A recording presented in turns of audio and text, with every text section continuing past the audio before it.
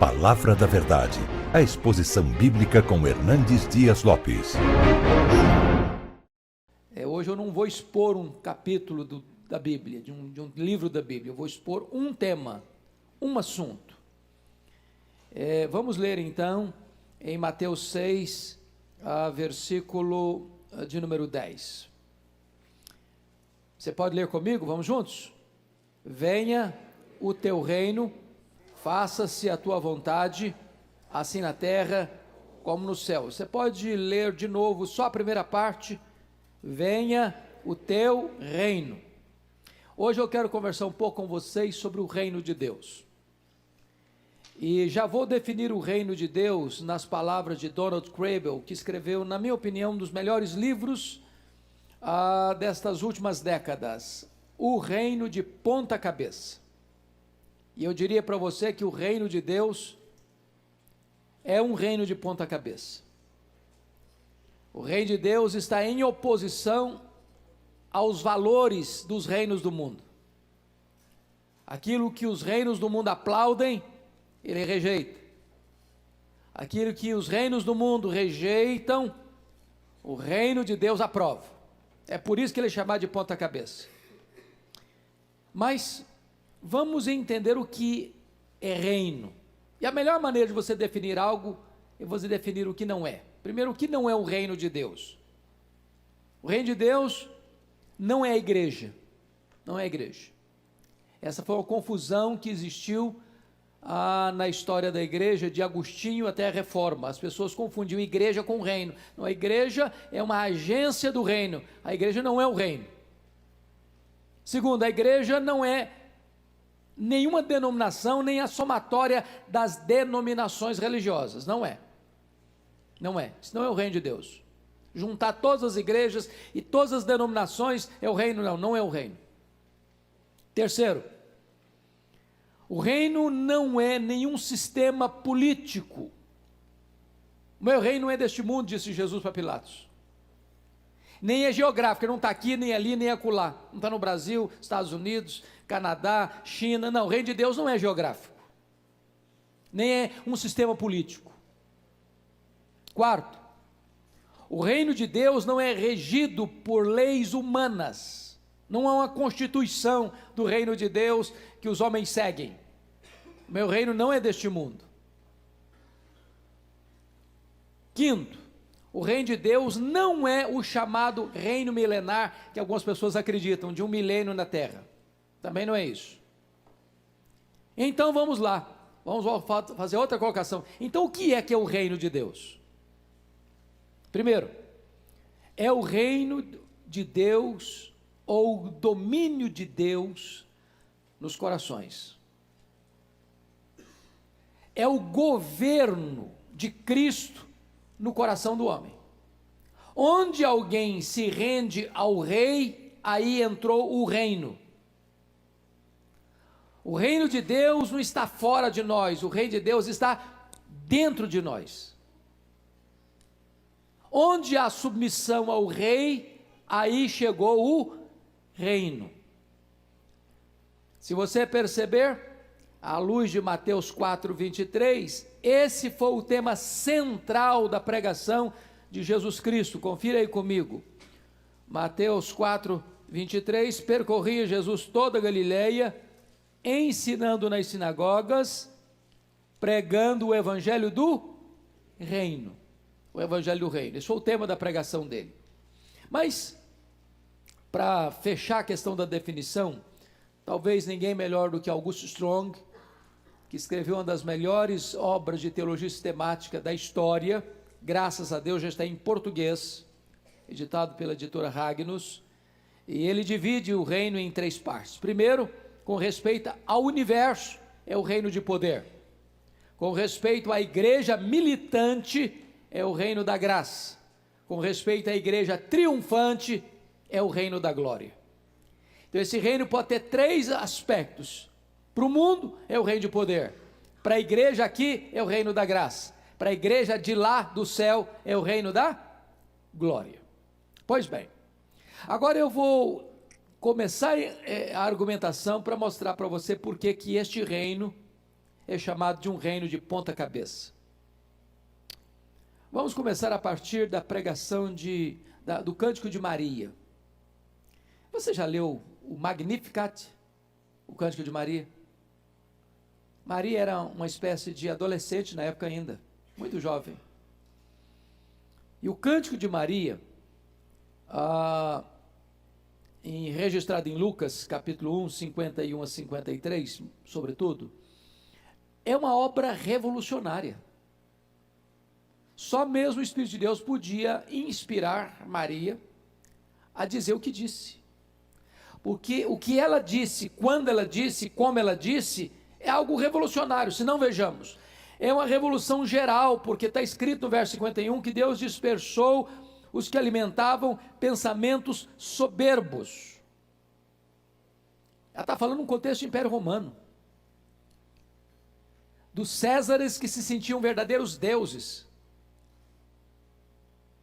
E uma jovem da pobre cidade de Nazaré vai dizer que Deus é aquele que dispersa os que alimentam pensamentos soberbos. Deus não está nem aí com os soberbos. Deus não se curva à agenda dos soberbos. Segundo, revolução política. Verso 52 de Lucas 1, Maria diz que Deus derrubou dos seus tronos quem? Os poderosos. Isso é uma revolução política. Isso é os céus conspirando contra a terra. É Maria reconhecendo que quem manda não é a terra, quem manda é o céu. É Deus quem levanta reinos, quem abate reinos, quem coloca reis no trono e tira os reis do trono. Terceiro, uma revolução social. Olha o versículo 52. Ele exaltou os humildes. Meus irmãos, isso para a época era uma revolução. Quem eram os exaltados na época? Os poderosos, os ricos, aqueles que detinham as rédeas do poder nas mãos. Mas o reino de Deus vira mesa.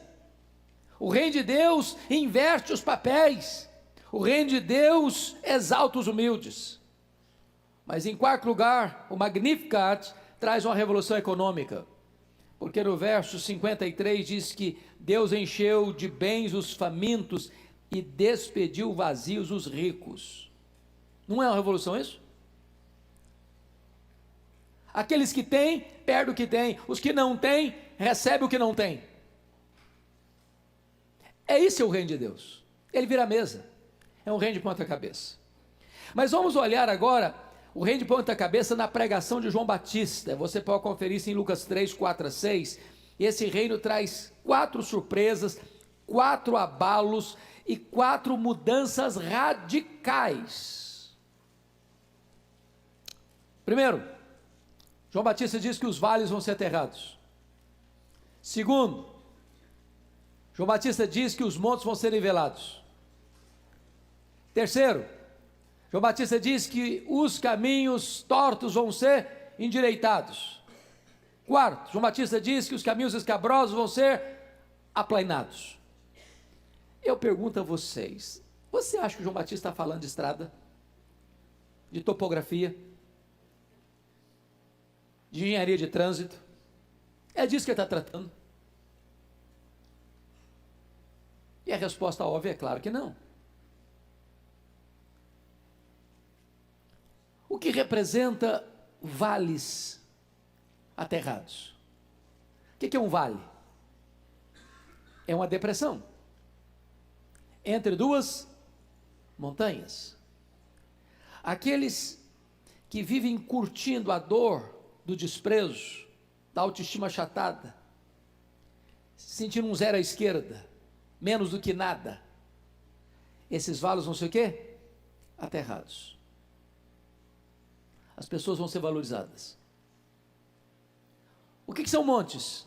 Um monte pensa em quê?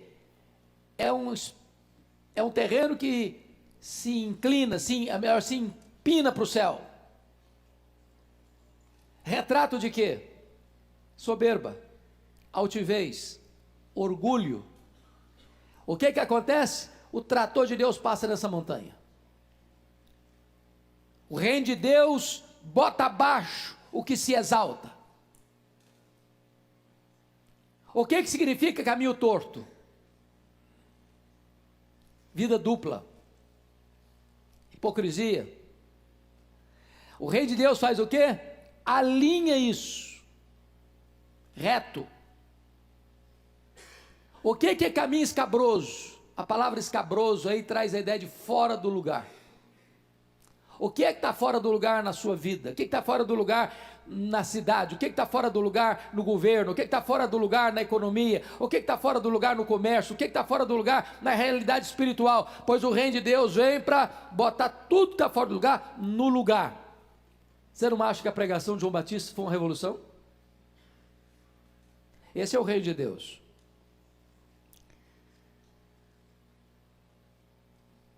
Se você perceber, no ministério de Jesus Cristo, lá em Lucas 17, 20 e 21, Jesus afirma que o reino de Deus está onde? Está dentro de vós. É no momento em que você foi convertido, transformado, regenerado, nesse momento, você passou a ser governado por uma outra força, por uma outra lei, por um outro governo, por um outro senhorio. Nesse momento você se torna súdito deste reino, você foi tirado do reino das trevas e transportado para o reino da luz. Você está debaixo de um novo comando. Já viu nas placas aí do comércio, sob nova direção? Foi isso que aconteceu com você, foi isso que aconteceu comigo. No momento em que você foi convertido, Deus botou uma placa lá em você, sob nova direção. Você está debaixo do governo de Cristo. Quem é o dono da sua vida é Cristo. Quem é o Senhor da sua vida é Cristo. Quem manda na sua vida é Cristo. O governo que está sobre você é o governo de Cristo. Você está dentro do reino e o reino está dentro de você. Mas vamos olhar agora com mais cautela as inversões desse reino. Eu disse para vocês que o reino de Deus é um reino de ponta cabeça. Por quê? Olha aí que coisa interessante. Os sujeitos bonzinhos aparecem como os maus sujeitos. Pense comigo na parábola chamada do bom samaritano. Quem eram os bons sujeitos na parábola do samaritano? O sacerdote e o levita. Gente boa, gente religiosa, gente de respeito na sociedade, gente que lida com as coisas de Deus. E o samaritano, qual era a reputação do samaritano para os judeus? Péssima, péssima. Um judeu não comia pão com um samaritano. Estou bebendo essa água aqui. Se eu fosse um judeu, e um samaritano viesse e fizesse o que eu estou fazendo aqui, eu nunca mais bebi água nesse copo. Aí Jesus pega aquele que não é, que é desprezado, e transforma o mal, o ruim, o mal falado, o rejeitado, no herói da história. No herói da história. E aquele que era o bonzinho, o sacerdote, o levita, que era o aplaudido da sociedade, como os vilões, que passam, não veem, não olham, não sentem, não fazem. Esse é o reino de Deus. Vira a mesa. Preste atenção comigo. Em segundo lugar, os que deveriam receber elogios são os condenados. Pensa comigo na parábola do fariseu e do publicano. Quem é o fariseu? É o cara que se aplaude a si mesmo. Quem é o publicano? Publicano, gente, era a pior espécie em Israel. É os cobradores de impostos, que trabalhavam para Roma, que exploravam o povo, que eram considerados ladrões, que não podiam frequentar as sinagogas, que não podiam ir nas festas. Era gente da pior estirpe na concepção do judeu. E o que Jesus Cristo faz? Vira a mesa. O fariseu que se exalta sai sem ser justificado, sem ser perdoado. O publicano desprezado, que bate no peito e diz: Senhor, tem misericórdia de mim, eu sou um miserável pecador. Esse sai perdoado, esse sai justificado. Isso é o reino de Deus, irmãos. O reino de Deus não valoriza etiquetas, o reino de Deus não valoriza extrato social, o reino de Deus não valoriza posições eclesiásticas. O reino de Deus vira a mesa, é um reino de ponta cabeça. Terceiro, o menor é o maior no reino de Deus. Discutiram lá quem é o maior, quem é o maior, quem é o mais importante, quem é mais isso, mais aquilo, quem tem mais produção. Aí Jesus foi lá, não fez discurso, não, pegou uma criança e botou no colo.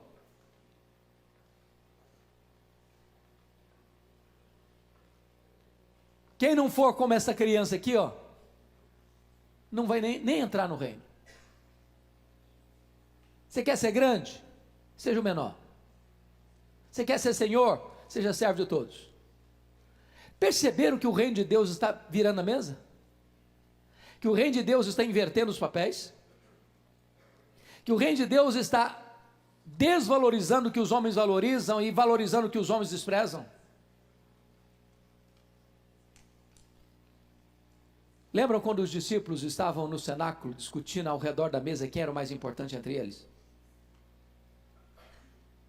O que Jesus Cristo fez? Jesus às vezes fazia isso, e eu acho isso maravilhoso, porque tem hora que uma ação vale mais do que 1000 palavras, um exemplo vale mais do que um discurso. Jesus não discursa. Jesus se levanta da mesa, se cinge com a toalha, pega uma bacia, começa a lavar os pés dos discípulos. Pensa em Jesus lavando o pé de Judas Iscariotes. Jesus chega diante de Pedro, Pedro fica escandalizado. Falou, mas Jesus, não é possível, o senhor é o Senhor, o senhor está fazendo um papel de escravo, nem nós tivemos coragem de fazer isso, o senhor vai fazer? E Jesus volta e diz o seguinte, vocês me chamam de Senhor, o Senhor e o Mestre, vocês até fazem bem mesmo, é isso mesmo, eu sou mesmo, mas eu lavei os pés de vocês. Sabe o que eu estou ensinando para vocês? No reino de Deus, maior é o que serve. Quanto mais você desce, maior você é. Não foi isso que o próprio apóstolo Paulo falou de Jesus? Ele a si mesmo se esvaziou, ele assumiu a forma de servo, ele se humilhou até a morte e cruz, pelo que também o Pai o exaltou sobremaneira e lhe deu o nome que está acima de todo nome. Quem se humilha, será exaltado. Essa é a lei, essa é a lógica do reino. Mas vejam mais, esse reino de ponta cabeça, os piedosos recebem maldição. Quem eram os piedosos? Os fariseus. Eles se achavam os piedosos, não tocava isso, não tocava aquilo, não fazia isso, não fazia aquilo. Era assim, aquele tipo de gente que você olhava, gente, que pessoa santa, que é isso, quanta piedade. Aí Jesus no Mateus 23 diz, ai de vós escribas e fariseus, ai de vós escribas e fariseus, ai de vós escribas e fariseus, ai de vós escribas e fariseus. O reino de Deus está virando a mesa. Mas mais, as bem-aventuranças chocam-se com os valores prevalecentes do mundo. Meus irmãos, olhem as bem-aventuranças. Bem-aventurados os humildes de espírito. A palavra humilde de espírito, ela não traduz de forma tão real a palavra grega, não. Que a palavra grega lá é pobre. E tem duas palavras no grego para pobre. Tem o pobre, que tem o básico e não tem nada de luxo, mas tem o básico. E tem o pobre mendigo, que não tem nem o básico. Quando Jesus fala bem-aventurados os pobres de espírito, que a palavra lá não é humilde, no grego é pobre, ele não usou a palavra pobre no sentido de ter o básico, ele usou a palavra pobre do mendigo. Mas Jesus não está falando de pobreza material, ele está falando bem-aventurado é o homem que se aproxima de Deus, tão carente como um pobre mendigo que não tem nada, que não tem justiça própria, que não tem nada para reivindicar, que só precisa pedir misericórdia. Esse é o bem-aventurado. Bem-aventurados que choram. Nossa sociedade não valoriza quem chora, a sociedade valoriza o durão.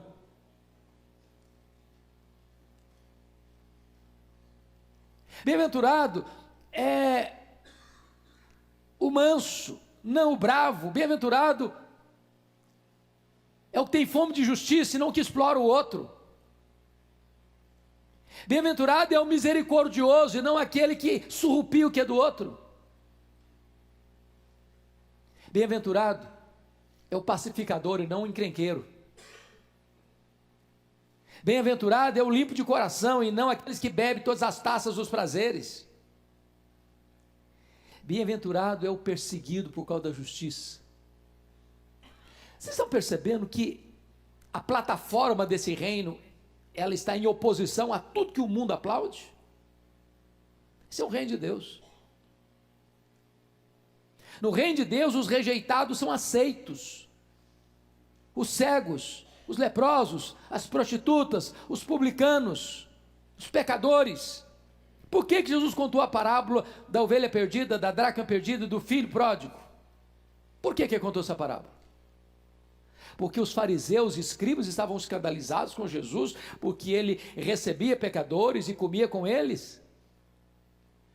E essas pessoas se sentiam muito espirituais para se sentar perto de um publicano, perto de um pecador, e elas se sentiam assim muito religiosas para se misturar com gente tão pagã. E aí Jesus conta essa parábola, que esse não é o coração de Deus. O coração de Deus se importa com a ovelha que se perdeu. O coração de Deus é aquele que pega o filho cheio de lama, esfarrapado, miseravelmente quebrado, e o abraça e o beija, e festeja a sua volta. Este é o reino de Deus.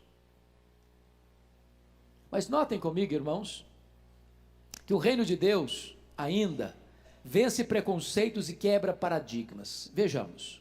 Primeiro, o reino de Deus vence o preconceito religioso. Jesus atende o pedido da mulher cananeia, ele era gentil. Jesus conversa com a mulher samaritana de dia, quando a cultura dizia que nem um rabino, se andasse com a sua mulher numa estrada, podia conversar com ela. Jesus quebra o paradigma e conversa com a mulher samaritana, e a conversa de Jesus com a mulher samaritana era tão escandaloso para a cultura, que quando os discípulos chegaram e viram, eles ficaram chocados com Jesus. O que é isso? Será que Jesus não conhece as etiquetas sociais do nosso tempo, não? Jesus faz uma viagem de noite para libertar um gadareno endemoniado num território gentílico da região da Decápolis. Percebam vocês que Jesus Cristo está quebrando o preconceito religioso. Ele vai ao encontro daquele que ninguém quer encontrar. Segundo lugar, Jesus vence o preconceito contra a mulher. Contra a mulher. Meus irmãos, naquela época a mulher não tinha o valor que tem hoje, não tinha os direitos que tem hoje. Ela era a propriedade do pai quando solteira, a propriedade do marido quando casada. E o que Jesus Cristo faz? Jesus é servido pela mulher, na casa de Marta. Jesus é tocado por uma mulher hemorrágica. Jesus é ungido por uma mulher, Maria de Betânia. Jesus conversa com a mulher no lugar público, a samaritana. Jesus é sustentado financeiramente em seu ministério itinerante pelas mulheres. Se você perceber, é Jesus virando a mesa da cultura, é Jesus quebrando os protocolos e etiquetas e paradigmas de uma sociedade preconceituosa com a mulher, trazendo a mulher tem valor, a mulher tem importância, a mulher tem entrada no reino. Terceiro, Jesus vence o preconceito político. Preste bem atenção nisso. Jesus chama para ser apóstolo Simão o Zelote. Quem eram os zelotes? Os zelotes eram aquele grupo em Israel que defendia uma luta armada contra Roma. Só para vocês terem uma ideia, no ano 66, por que começou a guerra judaica, que culminou na invasão e destruição de Jerusalém e na dispersão dos judeus no ano 70? Qual foi o pivô daquela guerra judaica? Alguém se lembra? No ano 66, uma sinagoga judaica foi profanada em Cesareia Marítima, e os zelotes, que defendiam pegarem armas contra Roma, se rebelaram contra Roma. Eles não fizeram a leitura correta. Eles não tinham condições de resistir Roma. E de fato eles foram esmagados. Roma e Jerusalém foi destruída. Os judeus foram dispersos. Do ano 70 até 14 de maio de 1948. Mas o ponto que eu estou querendo levantar aqui é o seguinte: pois Jesus chama um cara dessa ala política para ser o quê? Apóstolo. E agora pensa comigo, se nós fôssemos hoje carimbar esse cara, nós chamaríamos de extrema esquerda. Mas Jesus chama também para ser apóstolo Mateus, colaborador de Roma, cobrador de impostos, o cara da aduaneira de Cafarnaum. Fosse politicamente falando, nós definiríamos Mateus de extrema direita. O que Jesus está fazendo, irmãos, é mostrando para nós que o reino de Deus não passa pelo viés político. É por isso que na igreja de Deus nós não discutimos política partidária, irmãos. Nós discutimos princípios, mas não política partidária. Porque na igreja tem lugar para quem vem, de onde vier. Na igreja de Deus, quando a pessoa vem, ela larga o seu partido ideológico, seja de esquerda, seja de direita, para se submeter a um outro comando, o comando do Senhor Jesus Cristo, que agora é o rei deste reino, e ele está debaixo de novo comando, nova direção. Ele se submete ao reino de Deus. Presta atenção ainda. Jesus, por exemplo, confronta Herodes, chamou Herodes de raposa. Olha isso.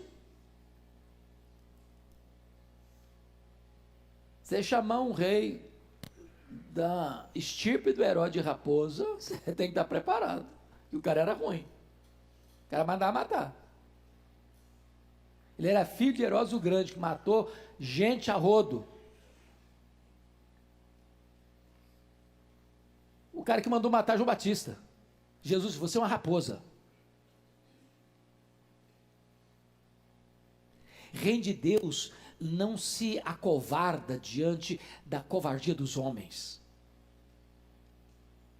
Jesus, por exemplo, relativiza o poder absoluto de César. Você já parou para pensar nisso? Quando Jesus diz, dai a César o que é de César e a Deus o que é de Deus. O que Jesus está fazendo aí? Relativizando o poder de Roma, porque Roma se achava dona de tudo. Aí Jesus, não, Roma não é dona de tudo não, dai a César o que é de César, mas também dai a Deus o que é de Deus. Crente paga imposto, crente entrega dízimo. Roma não tem direito de ter tudo. Roma tem o poder relativo. É isso que é o reino. Mais ainda, isso eu acho magnífico. Está lá em João 19:11, quando Pilatos disse assim para Jesus, você não sabe que eu tenho poder para te matar e poder para te livrar? Em outras palavras, Pilatos está dizendo para ele, você não sabe que a sua vida está na minha mão? Você não sabe que eu detenho o poder? Aí Jesus diz para ele, nenhum poder teria sobre mim se do alto não tivesse sido dado a você. Nenhuma autoridade você teria sobre mim. Você só está sentado nessa cadeira, Pilatos. Você só é governador da Judéia, Pilatos. Você só está aqui hoje no meu julgamento, Pilatos, é porque você recebeu autoridade. Essa autoridade veio de Deus, porque toda autoridade constituída procede de Deus. Então preste atenção que o reino de Deus estabelece o seguinte, que o reino de Deus, e eu gosto dessa figura de Daniel 2, um dia leia com cautela Daniel 2, porque Daniel 2 conta a história de um sonho de Nabucodonosor, e ele sonhou com uma grande estátua, cabeça de ouro, peitoral e os braços de prata, os quadris de bronze e as pernas de ferro e os dedos dos pés de ferro e barro. E nesse sonho tinha uma pedra lavrada não por mãos humanas, que vem e bate nos pés dessa estátua, e ela vira o quê? Pó. E esta pedra enche o mundo inteiro. O que significa isso? E a interpretação de Daniel é que essa cabeça de ouro era o império que dominava o mundo na época, era o império babilônico, o rei Nabucodonosor. Que esse peitoral de braços de prata estava falando do império medo-persa. Que esse quadril de bronze está falando do império greco-macedônio. E que essas pernas de ferro, que tinha fragilidade, porque os dedos eram de ferro e barro, era o império romano. E que esta pedra não lavrada por mãos é o reino de Deus que vem em Cristo. E sabe o que a Bíblia diz em 1 Coríntios 15, 23? É que importa que Jesus reine até colocar todos os seus inimigos, o quê? Debaixo dos seus pés. E então o reino será do Senhor e do seu Cristo, e ele entregará o Deus ao reino ao Deus e Pai, para que ele seja tudo em todos. Sabe o que significa isso? Que os reinos deste mundo, conforme a música Aleluia de Handel, vai fazer o que os reinos do mundo? Eles vão passar. Mas o reino de Deus é eterno. Os grandes reinos passaram, irmãos, as grandes poderosas nações vão passar também, mas o único reino que vai dominar de mar a mar vai ser o reino de Cristo. É o reino de Cristo. Louvado seja Deus. Pois bem, agora vamos perceber outra coisa. O poder do reino não é manifestado com armas, ele é um reino espiritual. Entendamos isso. Como é que os reinos do passado ascendiam ao poder? Eles ascendiam ao poder quando quem estava reinando era dominado por uma força militar, política, econômica maior do que aquela que dominava. Então esse novo reino vem, toma a força da espada, da baioneta, e hoje talvez com armas muito mais sofisticadas, de bomba atômica, ou etc, etc, e desaloja aquele que está no poder e assume o poder. É assim que se entra nesse reino humano. E o reino de Deus, como é que se entra? Jesus Cristo disse para Nicodemos assim: Nicodemos, em verdade te digo, se tu não nasceres de novo, não poderás ver o reino de Deus. Se tu não nasceres da água e do Espírito, não poderás entrar no reino de Deus. Então não se entra no reino de Deus com dinheiro, não se entra no reino de Deus com cultura, não se entra no reino de Deus com poder político, não se entra no reino de Deus à força da espada, se entra no reino de Deus com o novo nascimento. Mas mais, onde está esse reino? Está aqui? Está ali? Está acolá? O reino de Deus está dentro de vós. Onde chegou o rei, chega o reino. Onde Jesus é o Senhor, aí entrou o reino. Mas tem mais. Qual é a natureza desse reino? Romanos 14,17 diz que este reino é justiça e é paz e alegria no Espírito Santo. Olha que coisa maravilhosa. O reino de Deus é justiça. No reino de Deus não tem justiça, não tem balança enganosa, não tem peso falso, não tem jeitinho nos tribunais. A marca do reino de Deus é justiça. A marca do reino de Deus é o quê? Paz. Onde o reino de Deus chegou, as guerras interiores cessam. Você tem paz de consciência. Você põe a cabeça no travesseiro e dorme. Onde chegou o reino de Deus, sabe o que tem aí? É a alegria. A alegria. Esse reino está dentro de você. Mas mais. 1 Coríntios 14, 20, Paulo diz que o reino de Deus não consiste em palavras, mas de poder. Não adianta dizer, eu sou parte do reino, eu sou o reino, eu sou súdito do reino, eu estou no reino. Você pode falar.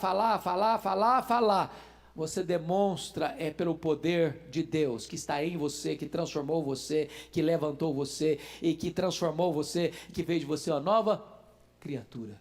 Esse é o reino de Deus.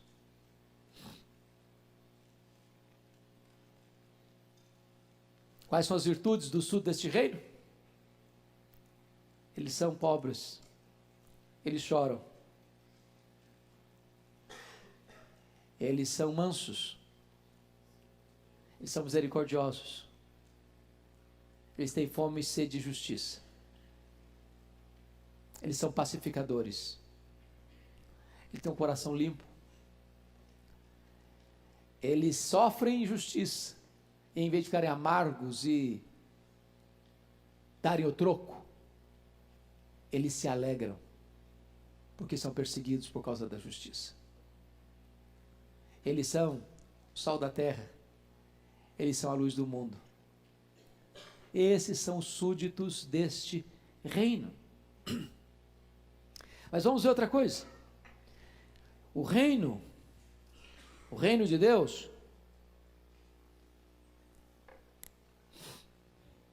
é o reino que rejeita a tentação política num tempo de opressão. Vamos pensar na tentação de Jesus lá no deserto. Qual foi a terceira tentação de Jesus? Satanás o levou a um alto monte, mostrou todos os reinos da terra e disse para ele: tudo isso te darei, se prostrado me adorares. Primeira coisa, Satanás tem alguma coisa?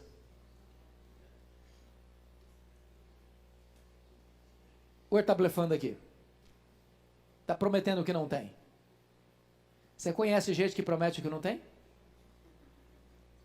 Satanás é o padroeiro dessa gente. Ele promete o que não pode dar. Mas o que ele está querendo, o que está por trás disso, é que Satanás está querendo oferecer para Jesus um reino sem cruz, um reino sem sacrifício, um reino político. Aliás, se você perceber, Jesus rejeitou o uso da força bruta como maneira certa de governar os homens.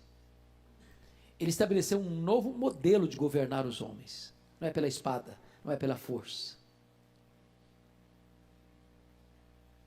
É pelo novo coração, a nova mente, a nova vida, a transformação de dentro para fora. O reino, ele domina não pela força da espada, mas pelo amor. Pelo amor. Esse é o reino de Deus. E este reino é o reino que vai derrubar todos os outros reinos. Os outros reinos virão um pó, e o reino será do Senhor e do seu Cristo. Se você perceber, Jesus, diante da tentação religiosa, da piedade do templo, lembra quando Satanás, na segunda tentação, levou Jesus para onde? Para o pináculo do templo. E disse para ele: joga daqui para baixo. Está escrito: dará ordem aos seus anjos para que te guardem, para que não tropeces em alguma pedra. Se você parou para perceber, Satanás, quando cita a Bíblia, sempre cita com a motivação errada. Ele usa a Bíblia para tentar. E ele é um péssimo intérprete, porque ou ele acrescenta ou ele tira alguma coisa. Palavra de Deus na boca do diabo não é palavra de Deus, é palavra do diabo. Ele tirou uma pequena frase do texto do Salmo 91, porque o texto lá está dizendo: para que te guarde em todos os teus caminhos. Você só tem promessa do livramento de Deus quando você anda em todos os caminhos de Deus. Deus não tem compromisso de nos livrar nas nossas loucuras. Se nós fizermos opção por andar por outros caminhos que não os caminhos de Deus, nós não temos mais a promessa do livramento de Deus. Satanás queria que Jesus fizesse um milagre sem necessidade para se aparecer. Isso não é fé, isso é presunção. Isso não é confiança, isso é tentação. Então preste bem atenção nisso. No reino de Deus,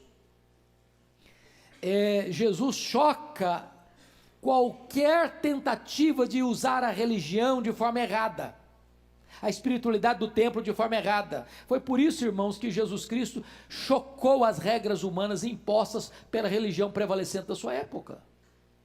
Por exemplo, ele violou as leis do sábado. Eu pergunto a vocês, Jesus quebrou o sábado? Sim ou não? Não. O que Jesus quebrou então? As regras que os judeus haviam criados para legislar sobre o sábado. Mas essas regras que eles criaram, que foram as suas tradições, que foram se acumulando e foram ocupando o espaço e até suplantando a palavra de Deus, não eram palavra de Deus. Nós precisamos ter muito cuidado para não transformar costumes religiosos em verdades absolutas. Porque um costume pode ser antigo e não ser bíblico. E Jesus virou a mesa mesmo, curou no sábado. O que os judeus não podem fazer. Mas por que não pode fazer? Onde está escrito que não pode fazer? Qual é a base bíblica para eu não poder fazer? Eles estavam fundamentados numa tradição religiosa e não na palavra de Deus.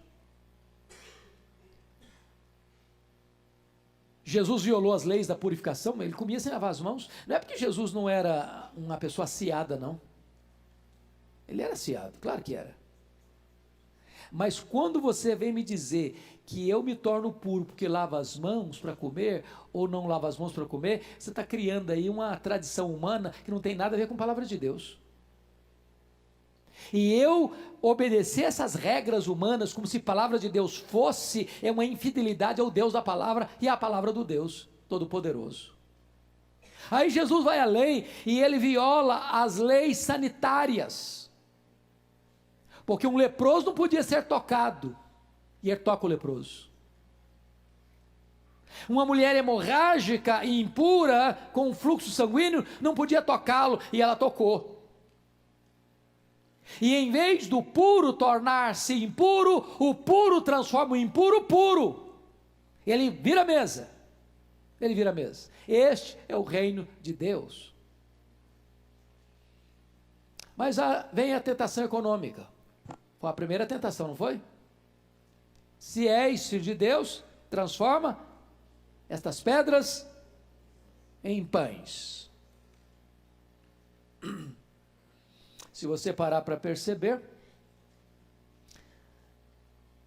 é como se Satanás dissesse assim: olha, Jesus, esse povo aí, ele está tão carente, tão pobre, tão necessitado. Roma já dá pão e circo. Se o teu reino vier trazendo pão, e o Senhor tem poder para transformar pedra em pão, e o que tem mais em Israel é pedra, então está solucionado o problema. Esse povo vai te seguir, o povo vai te venerar. Qual foi a resposta de Jesus? Não só de pão viverá o homem, mas de toda a palavra de Deus. Mais tarde, em João 6, versículo 15, a multidão tenta Jesus. Em que contexto a multidão tenta Jesus? Depois que Jesus multiplicou pães e peixes, eles queriam fazer Jesus rei. Esse é o Messias. Esse é o homem da panaceia. Esse é o que vai resolver todos os nossos problemas. Esse é o que vai multiplicar pão e peixe para nós. Vão resolver o nosso problema financeiro. E diz a Bíblia que Jesus fugiu deles. Que ele não veio para isso. Ele não veio para isso. O reino de Deus não consiste em comida e bebida. O reino de Deus é justiça, paz e alegria do Espírito Santo.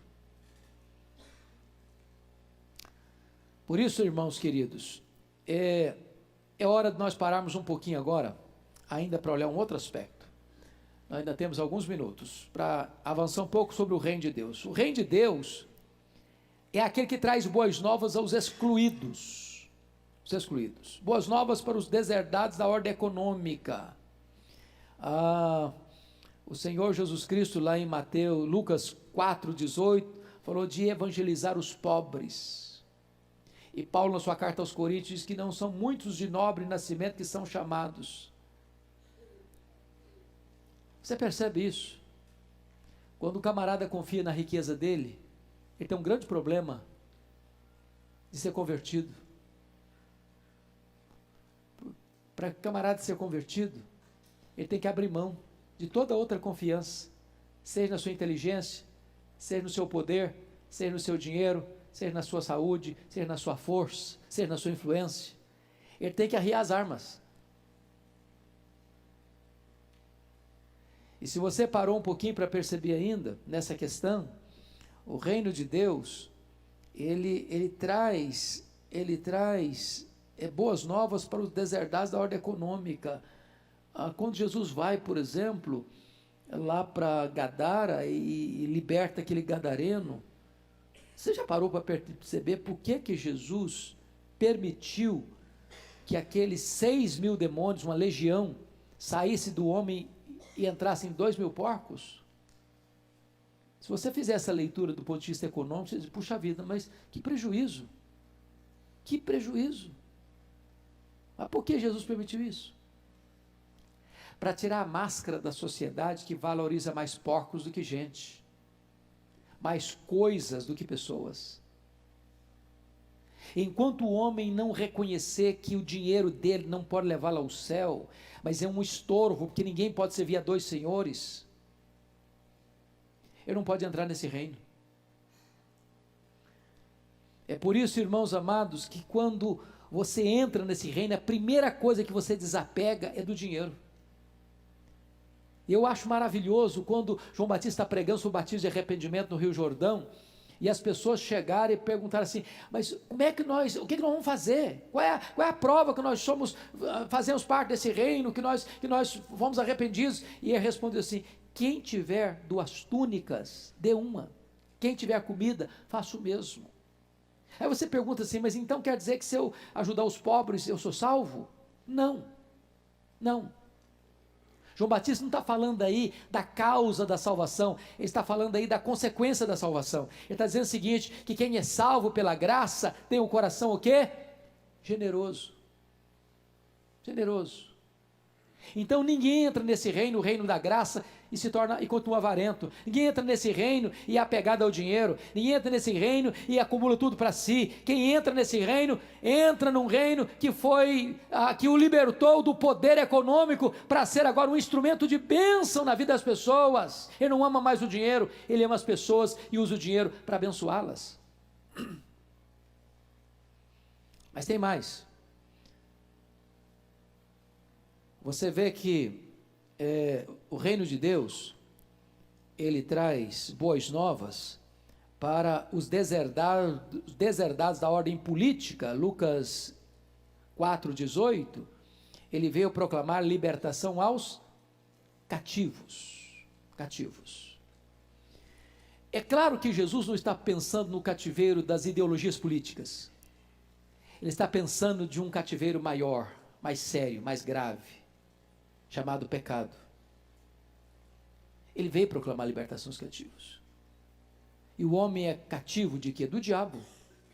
É por isso que Atos 26,18 diz que quando um indivíduo é convertido, ele é tirado da potestade de Satanás para Deus. Antes da conversão, o camarada está debaixo do domínio, do governo, do controle de Satanás. Está num reino de trevas. Ele é súdito desse reino. O que o reino de Deus faz? Pega essa pessoa e quebra esse jugo, quebra essas algemas, tira ele do reino das trevas, tira ele do poder de Satanás, vai lá na casa do valente, onde esse camarada está subjugado e dominado guardada em segurança por Satanás e seus demônios, e o Senhor Jesus vai lá, amarra o valente, tira a armadura do valente, e pega você, pega a mim, pega a nós, e nos transporta de lá, e nos leva para o reino da luz. Este é o Evangelho, este é o reino de Deus. Mas o reino de Deus traz boas novas para os deserdados de saúde do corpo. Está escrito em Lucas 4,18, ele veio para trazer vista aos cegos.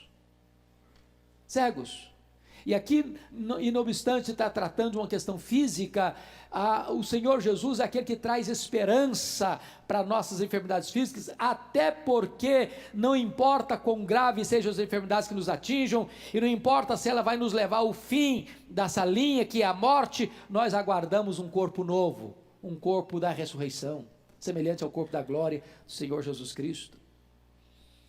Notem vocês, que o reino de Deus traz boas novas aos deserdados da ordem moral e espiritual. Lucas 4,18 diz que ele trará libertação aos oprimidos. E finalmente, ele traz uma reconstrução mundial. Ele anunciará o ano do jubileu, o ano aceitável do Senhor. O ano do jubileu, irmãos, acontecia de 49 em 49 anos.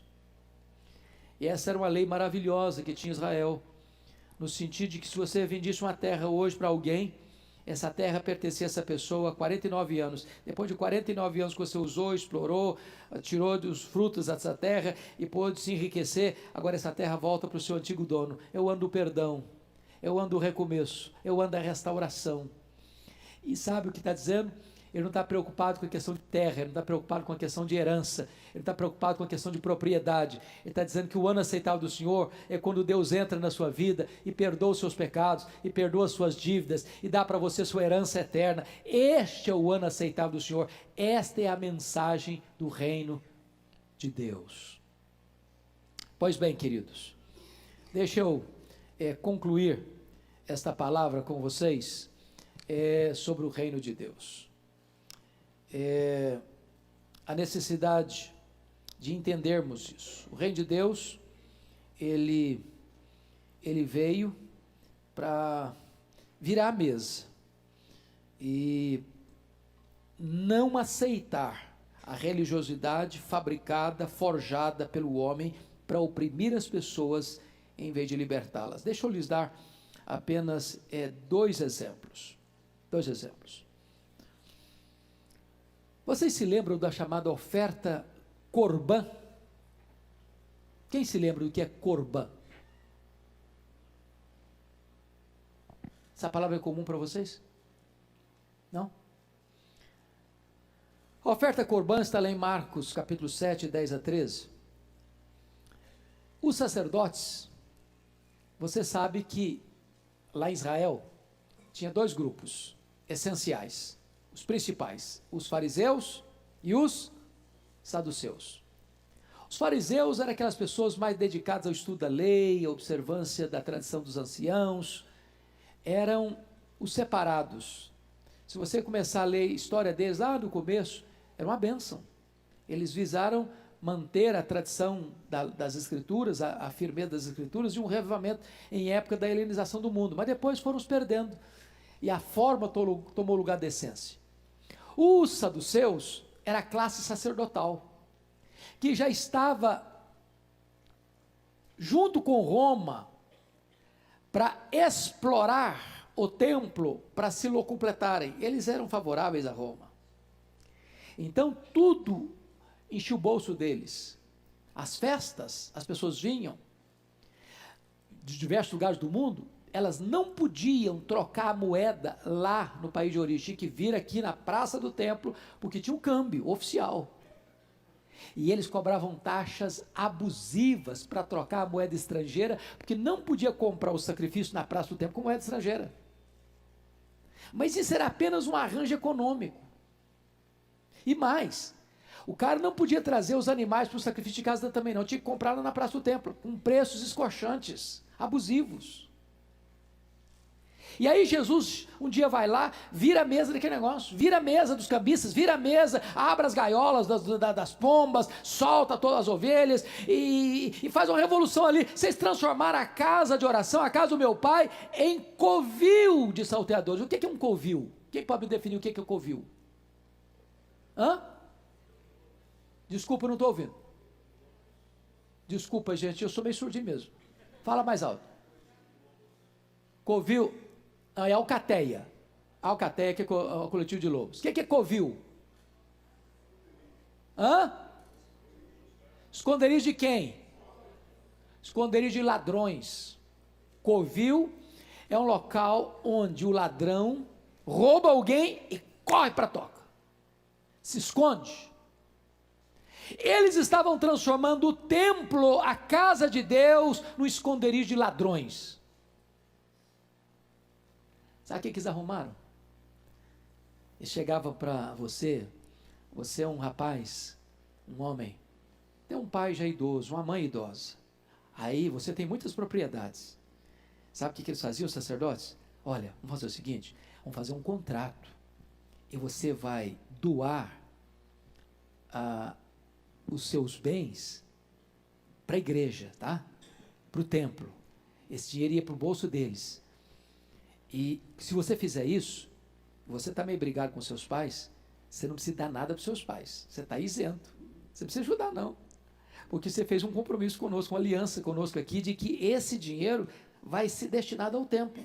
E isso significa oferta corbã. E você está dispensado de socorrer seus pais. Isso era oferta corbã. E eles estão fazendo o quê? Quebrando um princípio. Com a oferta, entre aspas, que parecia espiritual. Estou dando para a igreja, estou dando para o templo, estou dando para a obra. Estavam negligenciando a lei de Deus que diz: honra teu pai e a tua mãe. Em outras palavras, o templo estava sendo armado para explorar as pessoas. Os líderes estavam sendo espertos em saquear o povo. E o reino de Deus, num gesto de Jesus, chega e vira a mesa. E vira a mesa. Vira a mesa. Segunda coisa que eu quero chamar a sua atenção, que o reino de Deus é capaz de chocar a gente, de Jesus aproximar-se de gente que era considerada imunda. Pense comigo. É o segundo exemplo que eu vou dar. Jesus está passando por Jericó. E tem um camarada lá que é o maioral dos publicanos. O que significa maioral dos publicanos? Chefe dos publicanos. Mas o que significa isso?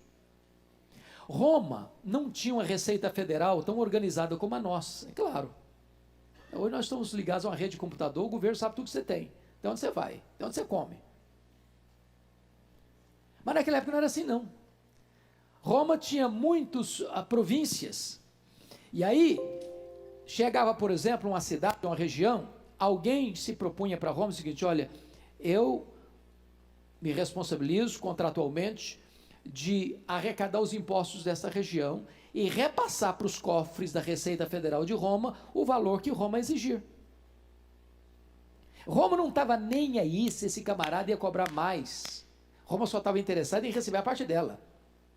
Só que esse cidadão não tinha condições de cuidar dessa região macro. O que ele fazia? Contratava pessoas para trabalhar para ele. O contratado para trabalhar para o maioral era o publicano.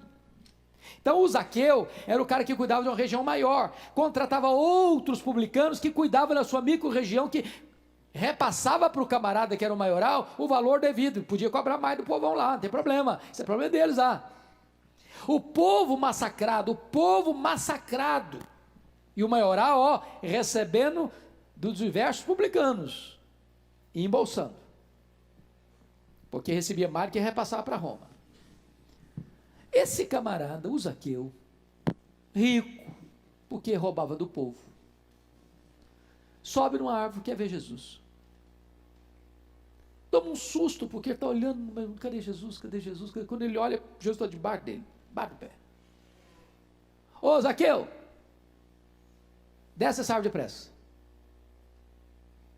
Me convém hoje pousar em sua casa. Na casa do Zaqueu? Não, mas aí é demais, velho. esse cara é um ladrão, esse cara é um traidor da pátria, vou na sua casa. E o Zaqueu, quando chega lá, tomar de consciência de pecado, Senhor, eu resolvo, primeira coisa que eu faço é dar metade dos meus bens para os pobres. Segunda coisa, os que eu defraudei, eu vou restituir 4 vezes mais. Aí Jesus, hoje entrou salvação nessa casa. Tem gente, irmãos, que nós carimbamos. Esse aí, se for para o inferno, vai ser um favor. A gente não tem isso.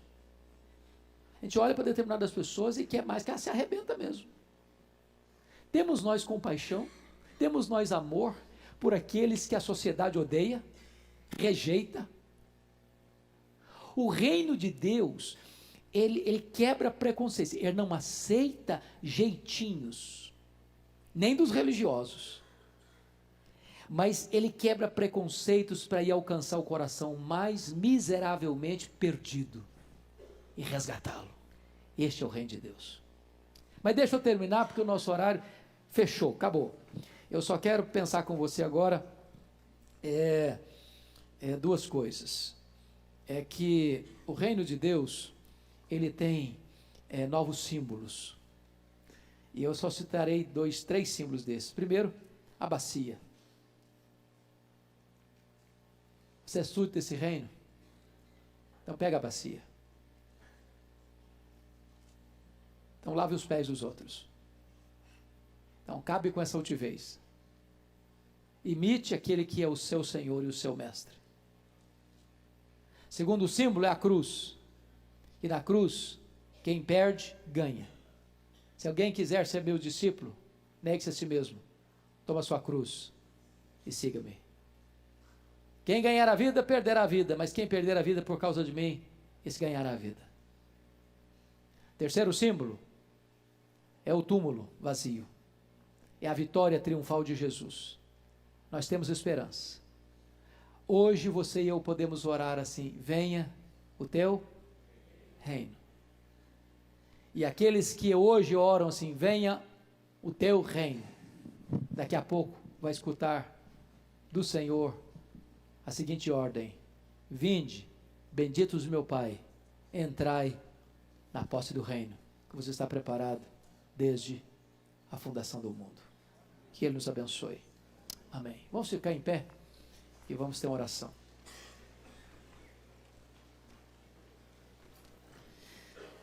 Agradecemos-te, Deus, pela tua palavra. Agradecemos-te pela bênção das orientações dela sobre o teu reino.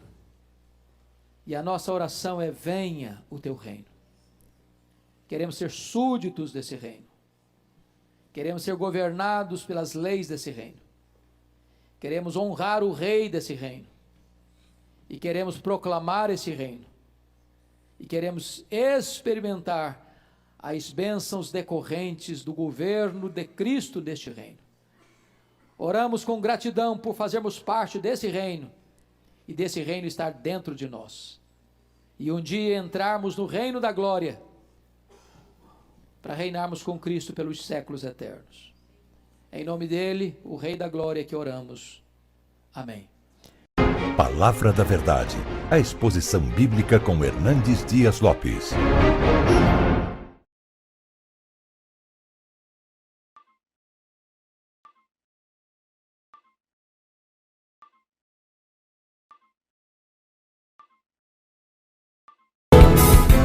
Palavra da Verdade, com Hernandes Dias Lopes. Meus amados, nós vamos então abrir a palavra de Deus no livro de Eclesiastes, Eclesiastes capítulo 1. E faremos a leitura do verso 1 ao verso 11. Eclesiastes capítulo 1, versos de 1 a 11.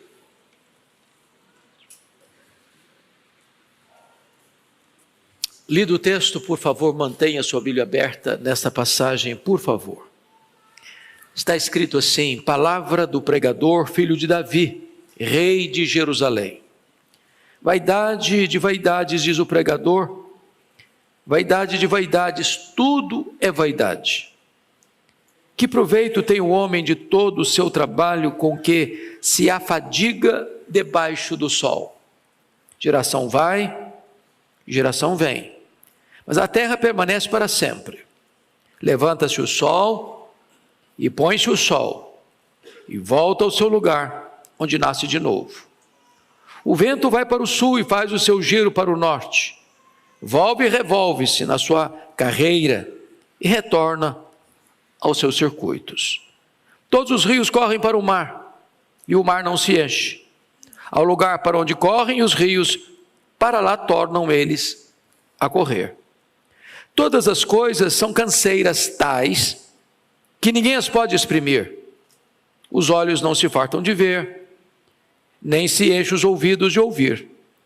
O que foi é o que há de ser, e o que se fez, e isso se tornará a fazer. Nada, pois, novo debaixo do sol.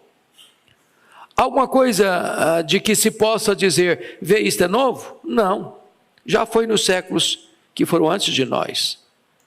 Já não há lembrança das coisas que precederam, e das coisas posteriores também não haverá memória entre os que hão de vir depois delas.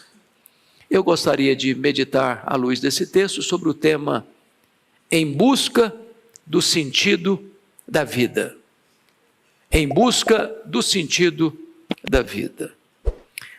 Há um consenso, e esse consenso é eloquente, de que o livro de Eclesiastes é o livro mais complicado da Bíblia. É o livro mais difícil de ser interpretado da Bíblia. Salomão escreveu 3 obras. Ele escreveu o Cântico dos Cânticos na sua juventude, escreveu Provérbios na sua maturidade e escreveu Eclesiastes na sua velhice. Escreveu muito mais coisa. Por exemplo, a Bíblia diz que ele escreveu 3.000 provérbios. Escreveu 1.005 cânticos. Foi um cientista, um especialista em plantas, em animais. Um homem, diríamos nós hoje, de cultura enciclopédica. Aqui nesse livro ele retrata as crises da alma, as dores da alma, a busca do sentido da vida. Ele escancara o seu coração, revela suas próprias lutas interiores. Muitas vezes o livro parece um livro pessimista, quase que sem esperança, mas ao fim da obra, ele vai concluir que a suma de tudo é temer a Deus e guardar os seus mandamentos. Eu gostaria então que você, com a Bíblia aberta comigo, observássemos esta passagem. E ele começa a palavra do pregador, filho de Davi, rei de Jerusalém. Notem que ele não se apresenta, eu sou Salomão. É um livro de certa forma anônimo. Por outro lado, esse verso primeiro não deixa dúvida de quem ele é, porque ele se apresenta como filho de Davi, embora Davi tivesse outros filhos, mas nenhum filho de Davi foi rei de Jerusalém. Então, dos muitos filhos de Davi, quem foi rei de Jerusalém foi Salomão. Então não há possibilidade de alguém atribuir este livro a outro autor. Somente Salomão se encaixa dentro desta apresentação. A palavra pregador aqui no hebraico é a palavra coeler. E coeler é mestre, é professor.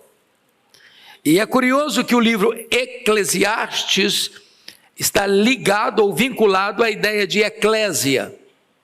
E eclésia é a palavra para assembleia, para a igreja. Então eu não estou falando de um professor ou de um pregador diante de uma classe acadêmica. Eu estou falando diante de um pregador ou de um pastor diante da igreja. Ele está ensinando o seu povo. Mas me permita, antes de entrar na exposição do texto propriamente dito, ainda na apresentação de quem está se dirigindo a nós, e Salomão foi escolhido por Deus para ser rei de Jerusalém antes de ser concebido. Além disso, o próprio Deus o escolhe e Davi promete a Batseba de que ele seria rei, seu sucessor. Vocês bem lembram do fato que, quando Davi já estava velho, doente, acamado, com um problema de hipotermia, um dos seus filhos, Adonias, resolve conspirar, usurpar o trono e se autodeclarar rei. E Davi tem pulso ainda para reverter esse quadro e coroar Salomão ainda em vida, depondo desta forma o rei usurpador Adonias.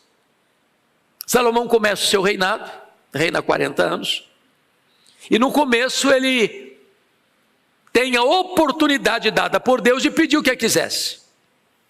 E ele sabiamente pede para Deus discernimento, sabedoria para governar. Isso agradou o coração de Deus, e Deus diz: eu vou lhe dar sabedoria e vou lhe dar riquezas. E Salomão veio a ser o homem mais sábio, Salomão veio a ser o homem mais rico da sua geração. Salomão teve o privilégio de realizar o sonho do seu pai. O sonho do seu pai, Davi, era construir um templo ao Senhor. Conseguiu arranjar todo o material, todos os recursos necessários, mas Deus não o permitiu construir o templo. Ele era um homem de guerra. Suas mãos tinham sangue das batalhas. Então Salomão é o homem que vai cumprir o sonho do pai e construir o templo, construir palácios. Mas Salomão tem um grande problema. Se você ler Deuteronômio 17, na época de Moisés, 500 anos antes de Salomão, sabendo Deus que o povo de Israel pediria um rei, Deus, o job description, Deus deu o papel que um rei deveria desempenhar ao assumir o trono de Israel. E dentro desses preceitos divinos, algumas coisas um rei não podia fazer. Primeiro, ele não podia acumular para si cavalos. Por quê? Porque não podia confiar no exército. Não podia multiplicar para si ouro. Não para o reino, para ele, ouro, para não confiar no poder econômico. Não podia multiplicar para si mulheres. O aspecto aqui não é tanto por devassidão moral. O problema aqui é que as muitas mulheres procedentes de diversas nações, com seus muitos deuses, poderia corromper o coração do rei e tirá-lo dos caminhos de Deus, para um caminho de idolatria. Salomão quebra todos esses preceitos. Salomão multiplicou para si cavalos, voltando ao Egito para comprar os cavalos. Salomão multiplicou para si ouro. Salomão multiplicou para si mulheres, a ponto de ter no seu harém 1000 mulheres, 700 mulheres, 300 concubinas. Mas não foi só isso. Salomão resolve manter um luxo extremo, exagerado, incomum, e estabeleceu províncias para que cada uma delas sustentasse o palácio com toda a sua pompa, com todo o seu luxo, com todo o seu conforto durante um mês. Ou seja, o rei rico, o povo pobre. Mas ele fez mais. Ele estabeleceu o trabalho escravo, feitores de escravos. Enquanto o rei nadava em luxo, em ouro, em prata, em requinte, o povo estava gemendo para pagar a conta do palácio. Mas fez mais. Ele pesou a mão sobre o povo em tributos e impostos, a ponto do povo sentir-se com o pescoço esfolado pelos tributos pesados. Mas ele fez mais. Já no final da vida, diz a Bíblia que além de viver no luxo e o povo viver na miséria, além de manter todo o luxo da corte, à custa do povo, porque não tem almoço de graça, se alguém está luxando, alguém está pagando a conta, ele acabou construindo capelas para os deuses das suas mulheres, e templos pagãos de frente ao templo de Jerusalém. Mas tem mais, ele acabou adorando os deuses pagãos dessas muitas mulheres. Mas tem mais. Quando a Bíblia retrata o desgosto de Deus com essa postura dele, dizendo que ia entregar o reino dele nas mãos de outro, e Deus deu o CPF da pessoa, vai ser Jeroboão, que era um feitor de escravo de Salomão. Ele persegue esse cidadão para matá-lo, e esse cidadão tem que fugir para o Egito. Mas finalmente, Salomão não faz corretamente o seu sucessor. Só tem 3 filhos de Salomão mencionados na Bíblia. Roboão era um deles, o sucessor de Salomão. Começou a governar com 41 anos, portanto o menino nasceu 1 ano antes do pai assumir o governo. Ou seja, o menino cresceu no luxo, cresceu no palácio, com seus coleguinhas, acostumado com luxo. Quando ele assume o governo, depois da morte de seu pai, no ano 931, o povo veio sob a liderança desse indivíduo, Jeroboão I, para pedir para ele aliviar os impostos, e nós vamos servir você, vamos ser leais a você. Ele insensatamente disse, não, o meu dedo mínimo vai ser mais grosso do que o braço do meu pai, eu vou castigar vocês ainda mais, vou pesar ainda mais a mão. E das 12 tribos, então 10 delas seguem a liderança cismática de Jeroboão I, e ficando apenas as 2 tribos, Benjamim e Judá, sob a dinastia de Davi. Nós estamos falando de um homem, portanto, que teve esses desvios, essas quedas, esses deslizes.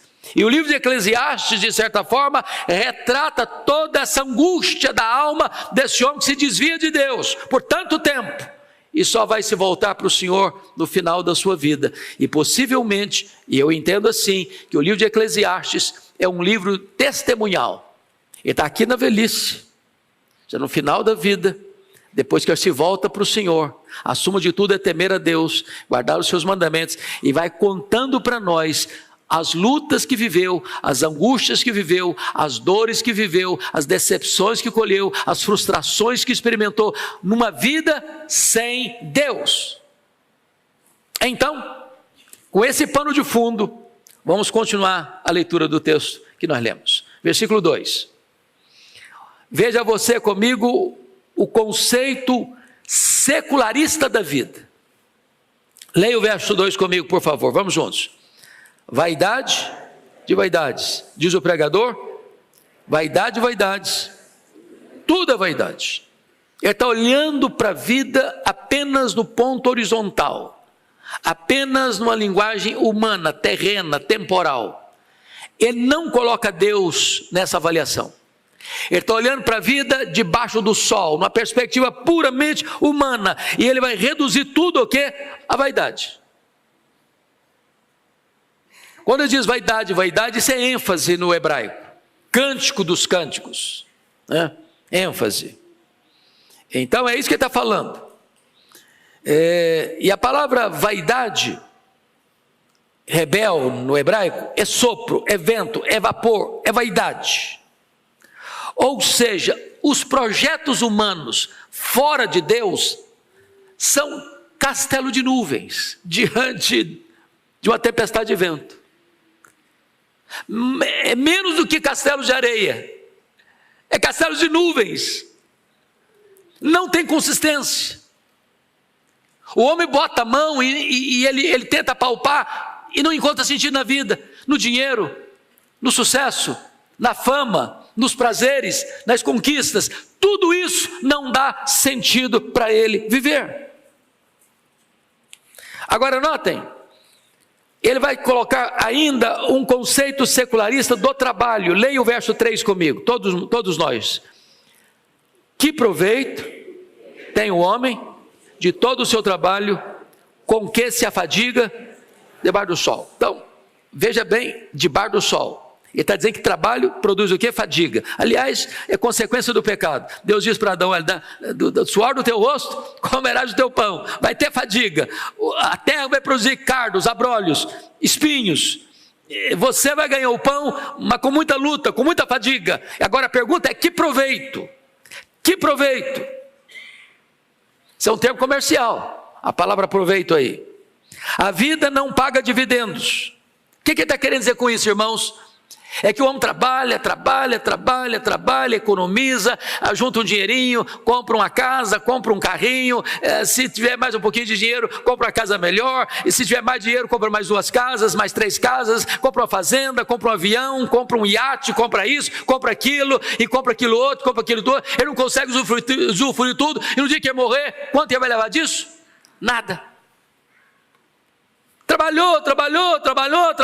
Sabe quem vai usufruir? Quem não ralou.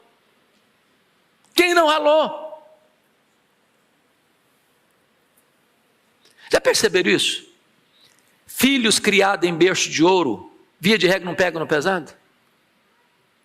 Quem trabalhou foram os avós, quem trabalhou foram os pais. Ele vai usufruir. Não custou nada para ele, ele não sabe quanto custou mesmo, não sabe quanto custa mesmo, e ele vai gastar e vai gastar.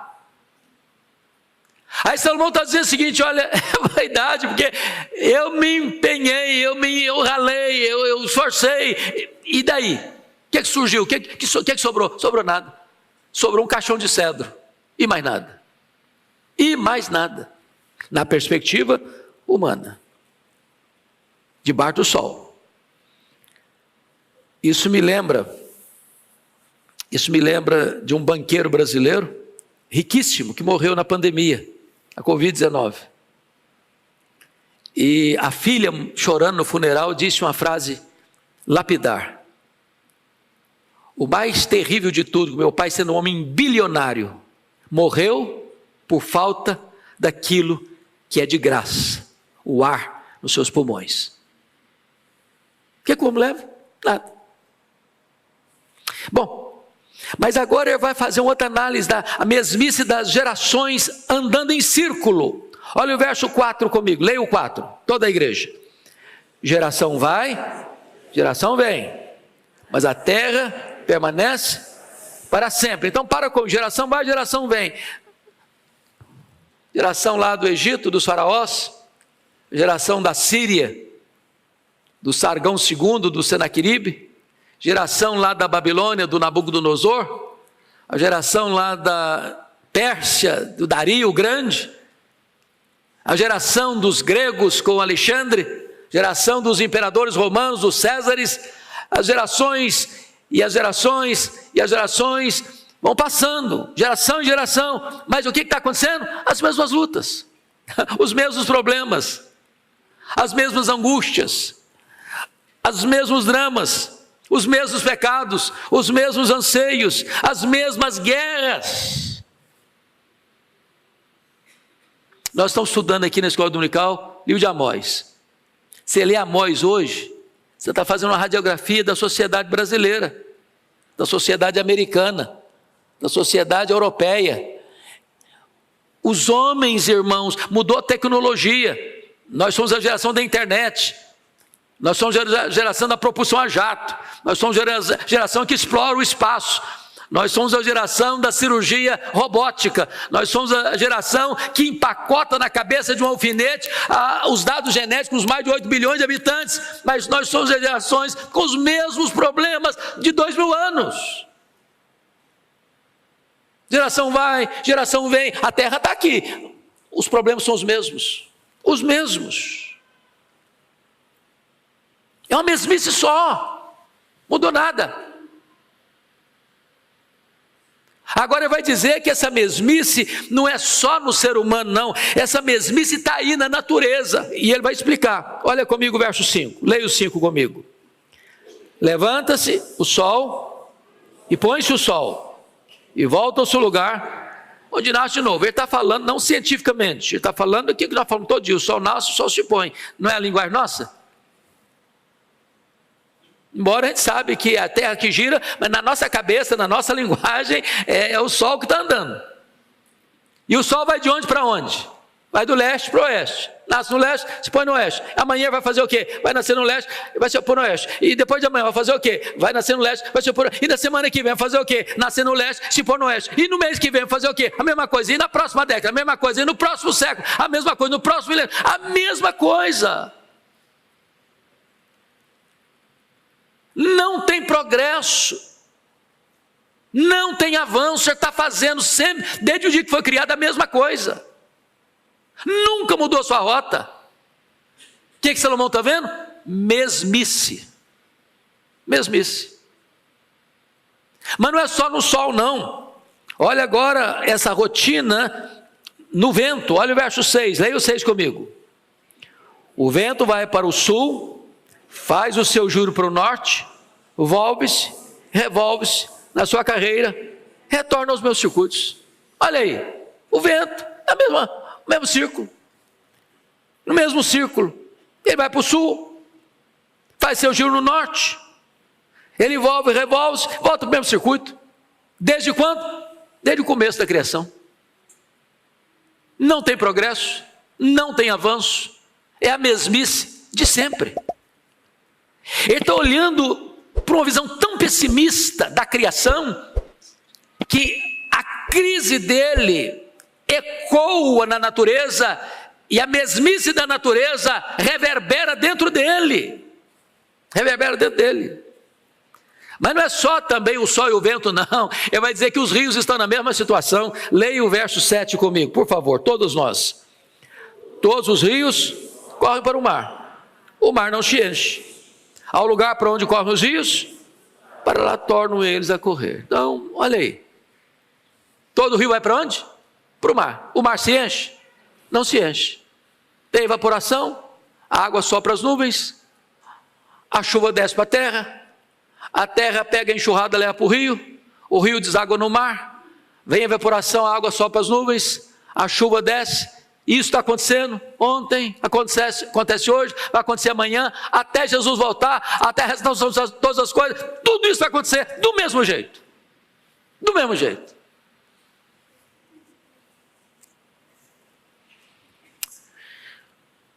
Se nós tirarmos Deus da criação, da natureza, você entra em pânico. Porque a mesmice é crônica. O que nós cremos, e nós acreditamos, e pregamos, e confessamos, é que o nosso Deus intervém. Ele intervém no sol e manda o sol parar, o sol para. Ele intervém e dá uma ordem às estrelas, elas aparecem. Ele intervém e faz o mar abrir, o mar abre.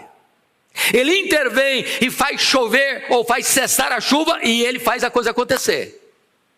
Agora, se você tira Deus da natureza, da história, você entra em pânico. Parece que a vida perdeu o sentido.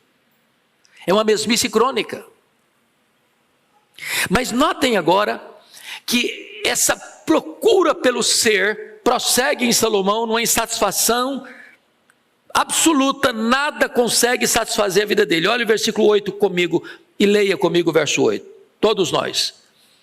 Todas as coisas são canseiras tais que ninguém pode as exprimir.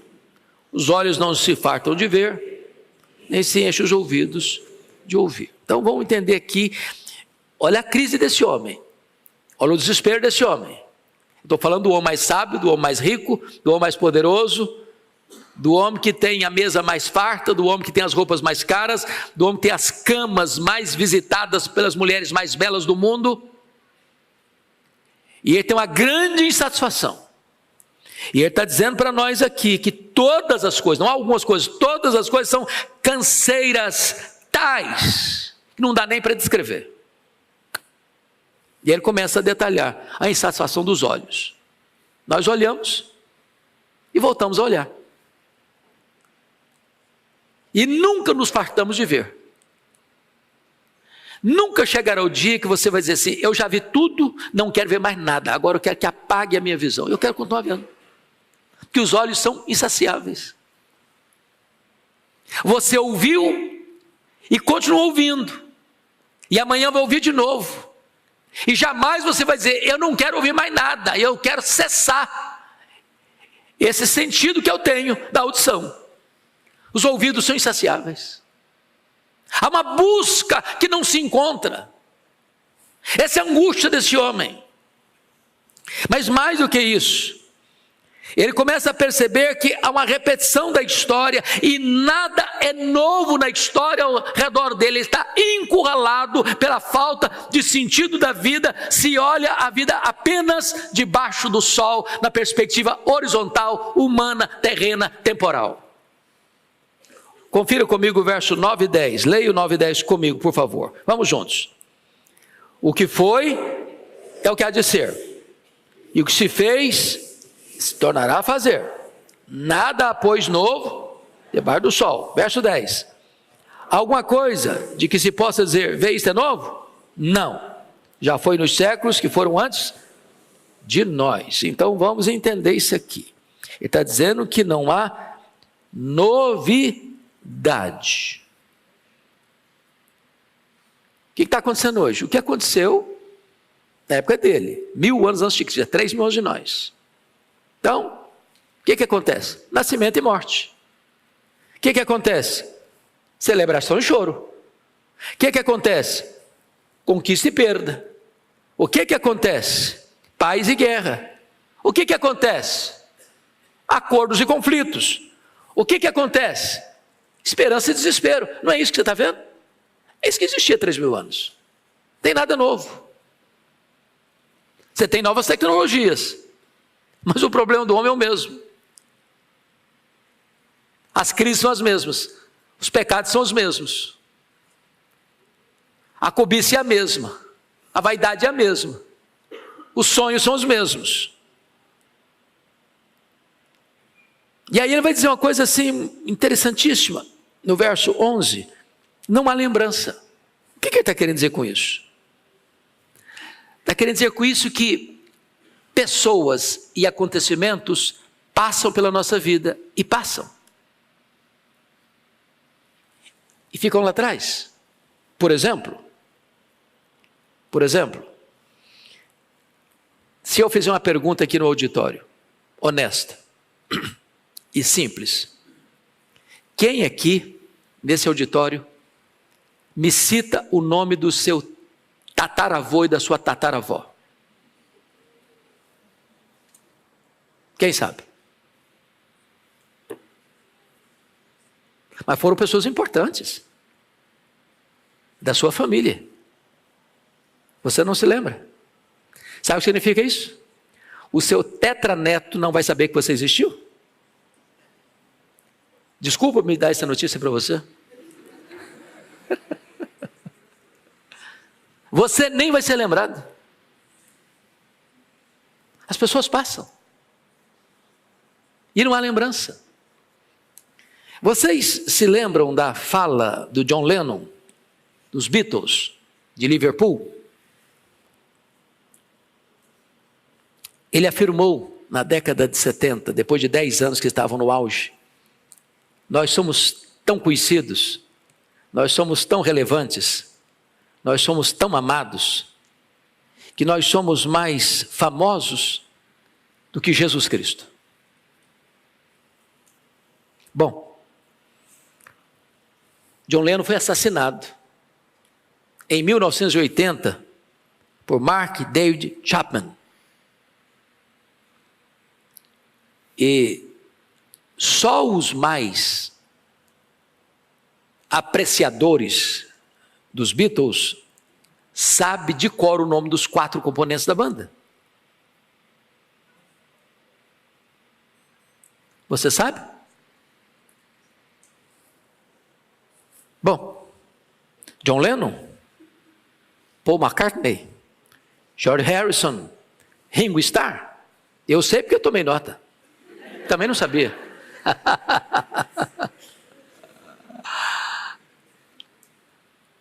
Percebe isso? Sinto muito dizer que sua fama dura uma geração, 2. Na 4ª ninguém vai lembrar mais. Ele está desesperado com essa realidade. Bom, me permita agora fazer uma aplicação. Se eu parasse aqui, falei, puxa vida, então é desesperador, não? Você, numa segunda-feira, sair de casa, pegar o trânsito de São Paulo, nem ter passado em casa para tomar uma sopinha de feijão, para escutar isso, quer dizer que não tem sentido mesmo. A vida não faz sentido mesmo. É esse vazio mesmo, essa vaidade toda mesmo. E eu quero dizer para você que o segredo para interpretar esse texto está no versículo 3. Que proveito tem um homem de todo o seu trabalho que se afadiga debaixo do sol? Ele está olhando a vida debaixo do sol. Sabe por que tem tanta gente hoje pulando do prédio, se esborrachando no asfalto? Tendo muito dinheiro, tendo sucesso e fama, tendo beleza física. Porque eles estão olhando a vida só debaixo do sol. E olhar a vida só debaixo do sol não traz esperança.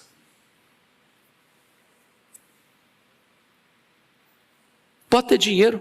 Salomão, no capítulo 2 desse livro, vai dizer que ele teve riqueza, que ele teve prazer, que ele teve fama, como ninguém.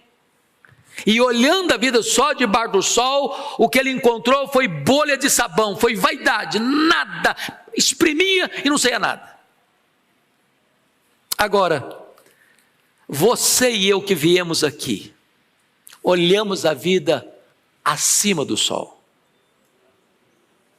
Você olhamos a vida na perspectiva de Deus, da eternidade. E nós afirmamos com toda a força da nossa alma que nós não olhamos a natureza com essa visão pessimista. O Salmo 19 diz que o sol agora percorre como um noivo, com a sua beleza, com o seu garbo, com o seu encanto, e você olha para o sol e não adora o sol, você olha para o sol e glorifica o Criador do sol, porque ele traz vida, calor, saúde, esperança. Agora você olha o amanhecer não como um ciclo da natureza que se repete, se repete, se repete. Você olha para amanhã e diz: as misericórdias de Deus se renovaram sobre mim a cada manhã. Você começa o dia entusiasmado, a vida faz sentido.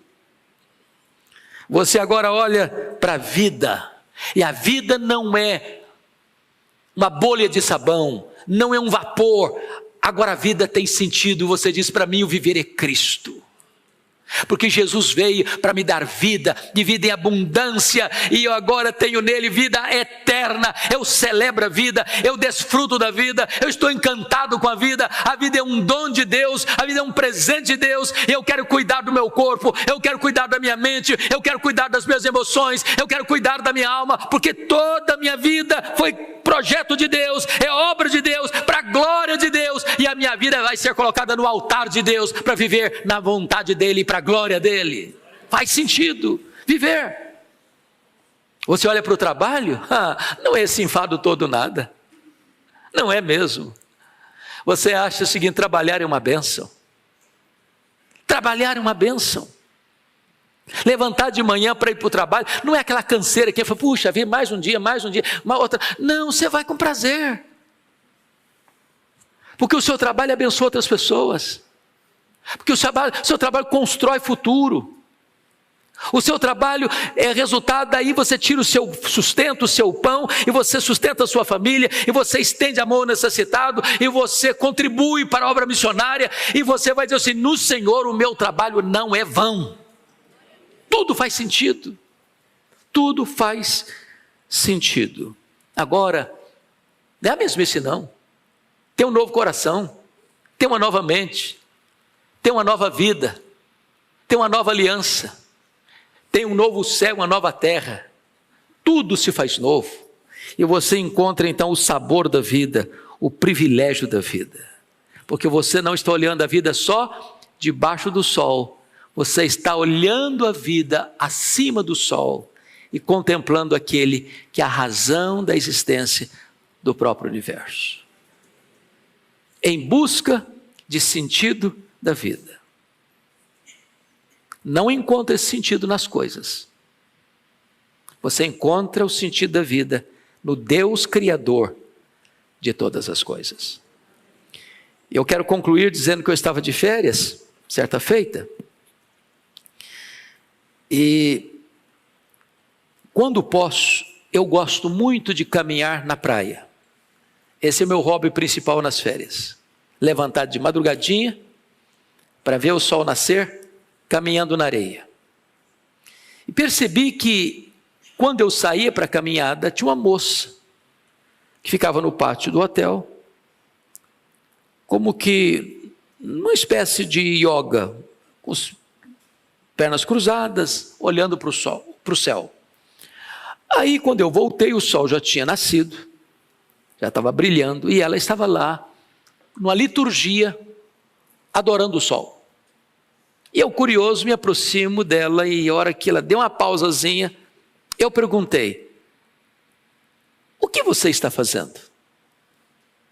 Ela me disse: eu estou adorando o sol. O sol é maravilhoso, o sol é encantador, o sol é belo, o sol enriquece, o sol ilumina, o sol aquece, o sol fertiliza, o sol dá saúde. E foi fazendo elogios ao sol. Eu fiquei até animado com ela, de tanta coisa linda que ela falou do sol. E eu disse: eu também adoro. É mesmo? Você adora? Eu falei: adoro. A quem você adora? Eu respondi: eu adoro o Criador do sol. É maior do que o sol, é mais lindo que o sol, é mais poderoso que o sol. Ele pode preencher o vazio do meu coração que o sol não consegue. Esse é o Criador que eu quero apresentar a você. E falei para ela de Jesus. Hoje você pode sair daqui, não apenas contemplando a beleza da criação, mas encantado com o Criador, porque só Ele, em Jesus o seu Filho, pode dar sentido à sua vida. Que Deus nos abençoe.